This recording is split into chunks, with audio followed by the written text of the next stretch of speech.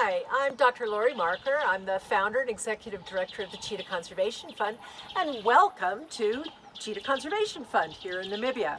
This is our center, and I'd like to actually show you around. This is going to be sort of a walking tour. You're going to learn more about our cheetahs and livestock, our livestock guarding dogs, and some of the research that's going on at the center. So come on and join me, and let's have a lot of fun. This is Dominic, and he is a 2-year-old cheetah, and we're ready to do what we call a cheetah run. All of our cheetahs that are orphaned here at our sanctuary get to go out and run and exercise every day. He's going to run behind a mechanical lure. So I'm going to show you a little bit about the run, and I'm going to tell you a lot more about what's going on here at Cheetah Conservation Fund, Namibia.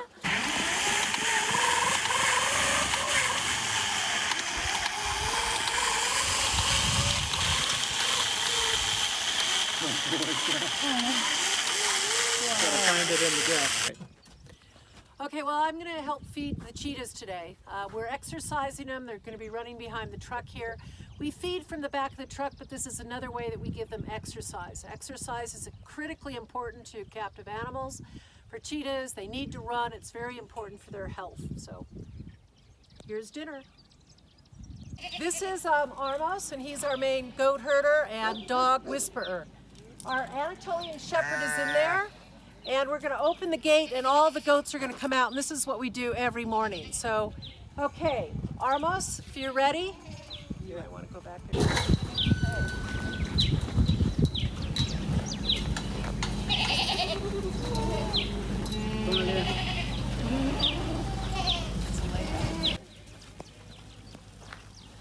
So the dog goes out to protect the livestock, and we save cheetahs, but what we try to do is to teach farmers how to best manage their livestock. So we run a model farm.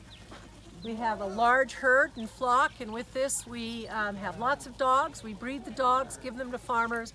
Our dogs work actively to take care of the cheetahs and the livestock here. They bark loudly and they keep predators away.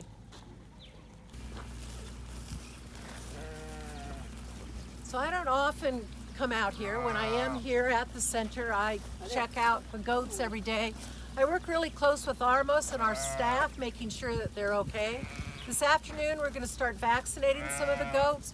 We deal with vaccinations, hoof trimming, and I do most all of that with the team, with the veterinary team and our staff who take care of the animals. We've got one pregnant dog right now. Another one's been breeding, and it's breeding time for all of our goats as well. So it's a fun time here at CCF.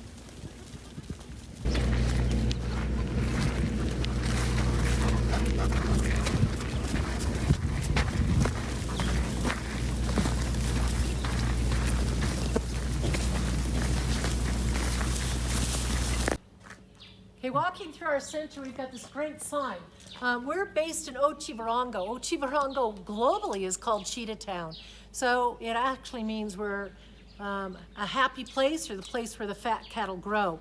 So here in Namibia, we deal with cheetahs, livestock farmers, human-wildlife conflict all the time, and that's a lot of what our programs are about. So we're also going to talk about our livestock guarding dogs too. But follow me on into our research center. Okay, I'm in our lab here. This is our scat lab, one of our scat labs. I brought some scat back from some of the cheetahs in Somaliland. I want to look at the parasite load of some of the cheetahs that are there. Sophie's here, and we've got other scat being processed. We are looking for parasitology, or parasites that are within. I think these are our dogs and our goats. So when you're finished with that, I'm going to dive in with some of my scat too. We call scat black gold here. We use scat for everything, from finding out what parasites they might have to our lab over here. We actually burn slides, wash the scat, and look underneath the slides at what the cheetahs have eaten. So on a human-wildlife conflict scale, we can actually find out and tell the farmers what the cheetahs are eating on their land. We find primarily they would rather have wildlife than livestock, and that's why practicing good livestock management is so important.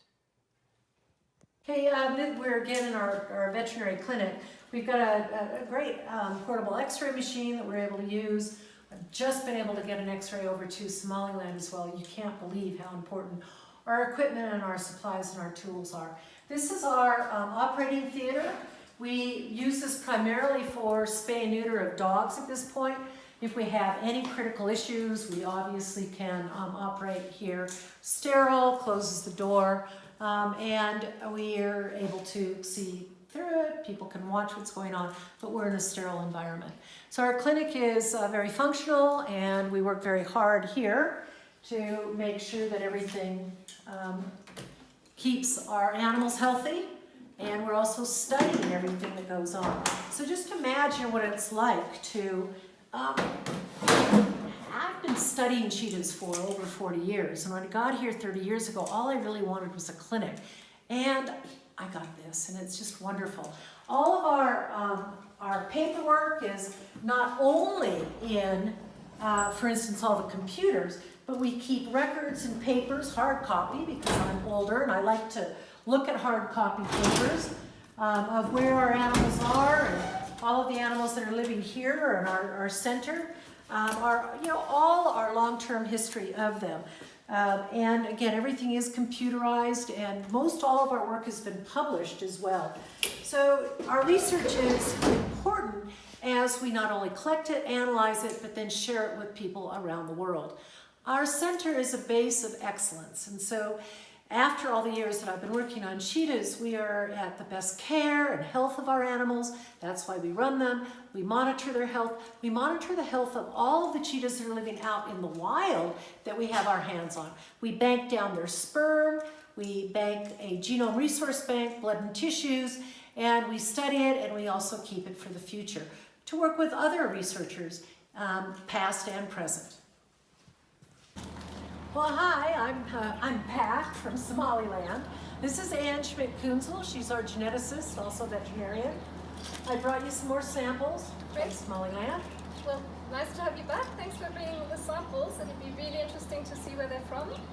Yeah, well, so much of the work that we've been doing with illegal wildlife trade is, over the years, bringing samples back and forth. From that, we ended up learning a lot. And tell us a little bit more about what we are learning in the genetics lab. So with the samples that we get, the first question is whether they really come from Somaliland, or which area, which part of the world they have been, where the cheetahs have been caught. And so we can do a very basic analysis to assign them to a region. So we work with scat. When possible, I can get blood and tissues. And a lot of people don't like to pick me up at the airport because quite often I'm known for carrying what's called black gold, which is poop. We do work with all CITES permits, and so prior to my coming back, we have to work together on actually getting our government here to get our permits so that I can carry these back into the country and come into our lab. We're also not only just dealing with the genetic work, we're also looking at disease. And interestingly enough, cheetahs also get coronavirus, which for them, unfortunately, manifests into something that we call FIP. Very interesting at this time of the world, but it's something that we've been working together on for a number of years. So that's one of the things that we're doing right now is processing scat, extracting it, amplifying it, and then starting to look at where some of these populations come from, and they look like they are all from this Horn of Africa, Somali region. So, Right, that's what our findings have been so far. so okay, thanks. Thank you, Laurie. Okay, we're out in the bush, and Tim and Anya are going to try to find some scat, black gold. Okay, Anya, you ready? Anya, such.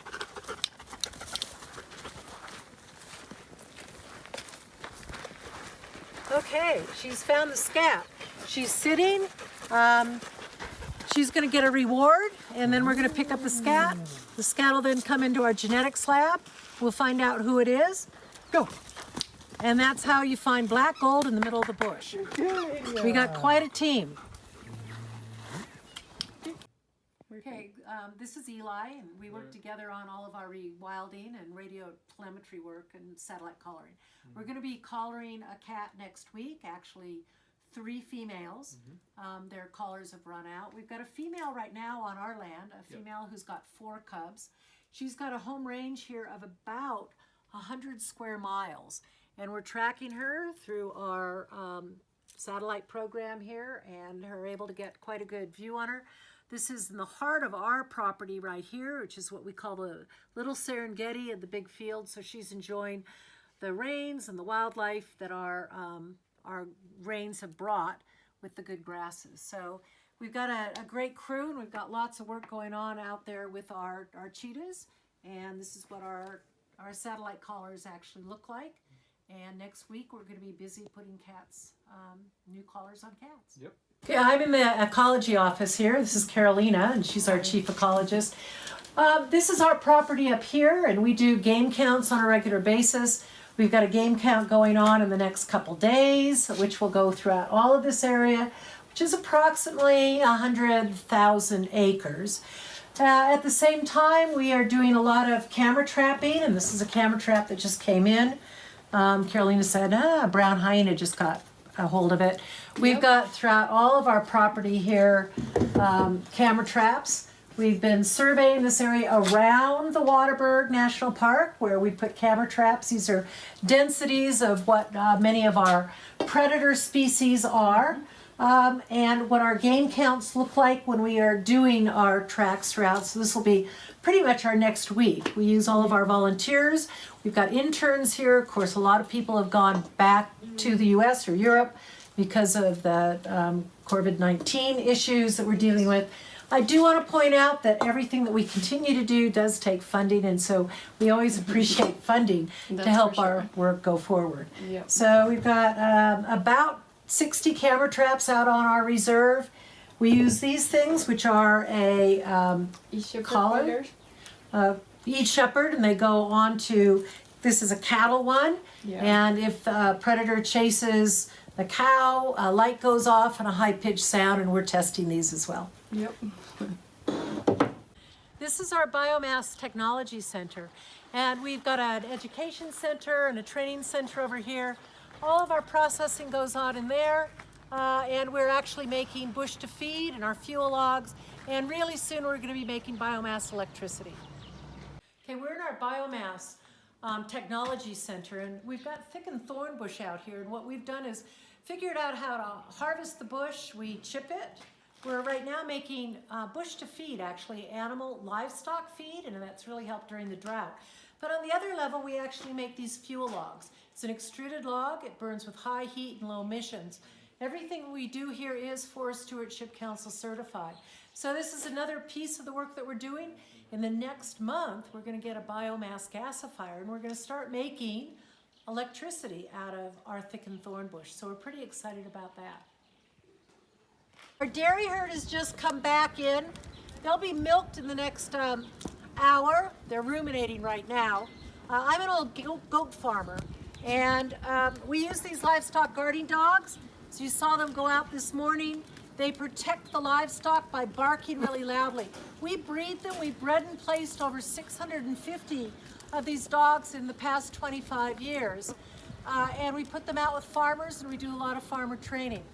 We practice what we preach. We preach that a good farmer can manage their livestock by having like a livestock guarding dog, good corralling, having a herder, and from that, you can live in harmony with predators. So we're a model farm here at the Cheetah Conservation Fund. Come and have some ice cream. Our creamery is called Dancing Goat Creamery. Our goats dance because they're protected by livestock guarding dogs, which are saving cheetahs. And I'm gonna celebrate and have some of our great ice cream. Come and join me. Well, I hope you enjoyed our quick tour of our center here and seeing some of the staff and some of the animals and what's going on. With this pandemic that's going on right now with the coronavirus, I'm not going to be coming to the United States this spring, so I won't be able to see many of our friends and supporters. I hope you all stay safe and healthy. We're trying very hard to stay safe here, but with that, we also continually need your help. So please think of ways that you can keep helping save the cheetah, help our work continue. think about things that you can do there locally, although we're all supposed to be in lockdown at this point in time.